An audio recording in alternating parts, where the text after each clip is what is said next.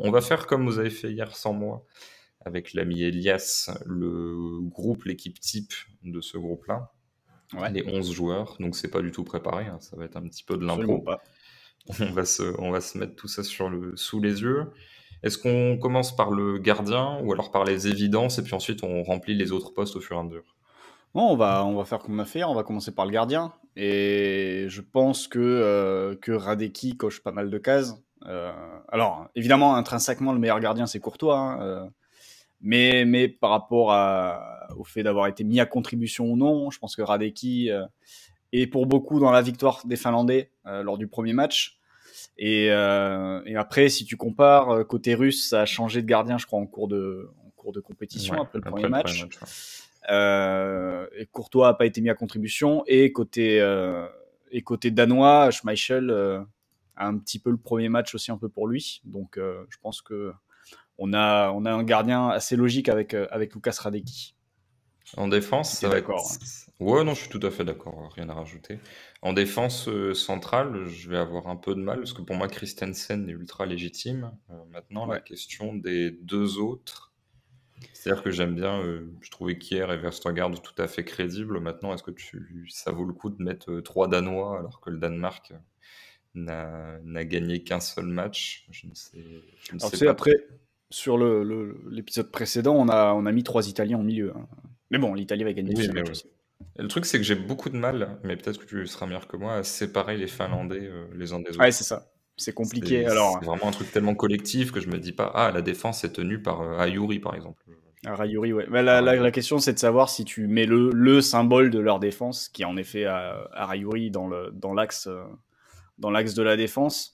Ça peut être une manière de trancher. Et face à la Finlande, justement, côté russe, il y a Divayev, je crois, qui avait été pas mal, qui avait été Diveyev, ouais. décisif. Divayev, ouais, pardon. Donc ça peut être ça, les trois. Alors, il n'y aura pas de Belges, parce qu'on en attend plus sur les tours suivants, peut-être.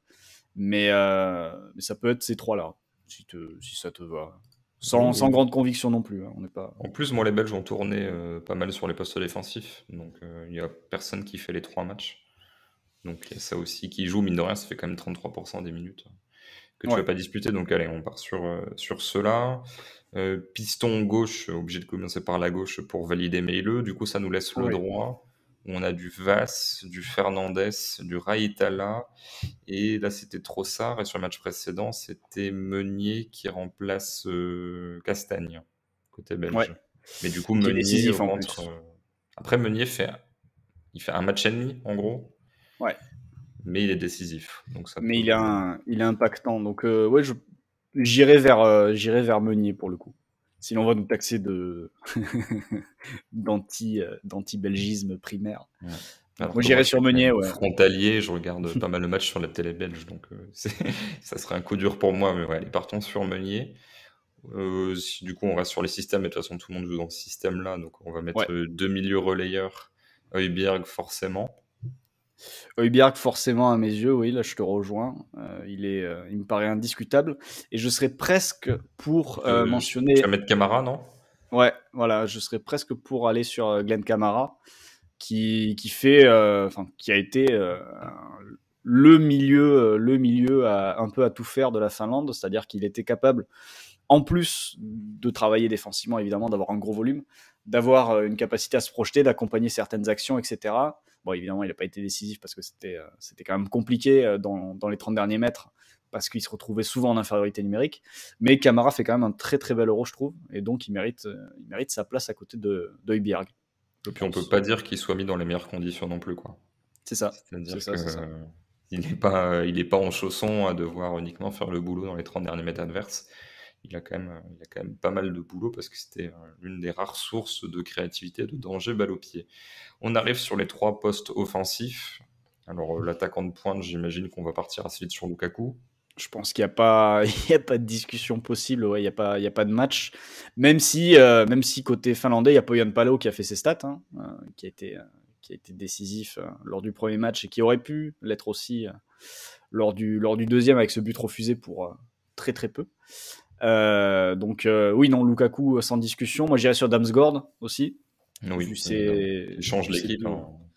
Ouais, il change totalement l'équipe en rentrant.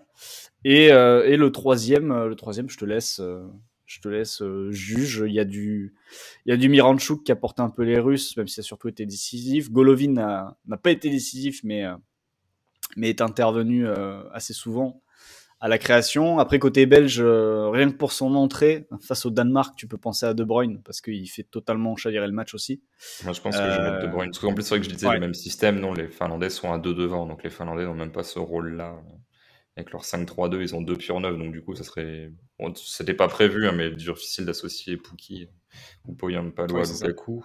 Donc ouais, De Bruyne qui qualifie la Belgique sur le deuxième match. Quoi. Il serait qualifié quand même, hein, mais s'il rentre pas, ça serait très compliqué. Et puis là, visiblement, il a fait un match intéressant de ce que je vois. Il fait la passe décisive pour Lukaku sur le but refusé et sur le but Ouais. accepté, où Lukaku fait sa spéciale, où il s'enroule autour du défenseur Oui. et il met une espèce de patate. C'est le but le plus évident du monde à partir du moment où il reçoit la balle et il a fait son contrôle. Quoi. Tu sais déjà que c'est terminé. Je À levais les partir du moment où il a bras pris la position dès et où le... en fait il n'y a personne sur la ligne de passe et qu'il est dans la surface, C'est ça, c'est fini. tu dis bah il y a une ligne directe et bon bah c'est terminé quoi. Et En ben du fait la, coup, la variable c'est de quel côté il va enrouler le défenseur quoi. c'est C'est ça. là. Et là, Mais c'était oui. sur son pied droit, du coup, pour la frappe. Ouais. Et du coup, pour récapituler, Radecki dans les buts, Christensen, Diveyev, Arayuri derrière, sans grande conviction, à part pour Christensen, qui est vraiment un cran au-dessus de tous les autres défenseurs du groupe. Meunier à droite, Melle à gauche, Højbjerg et Kamara dans le cœur du jeu, et devant un trio Damsgaard, De Bruyne et Lukaku. Voilà pour le groupe B.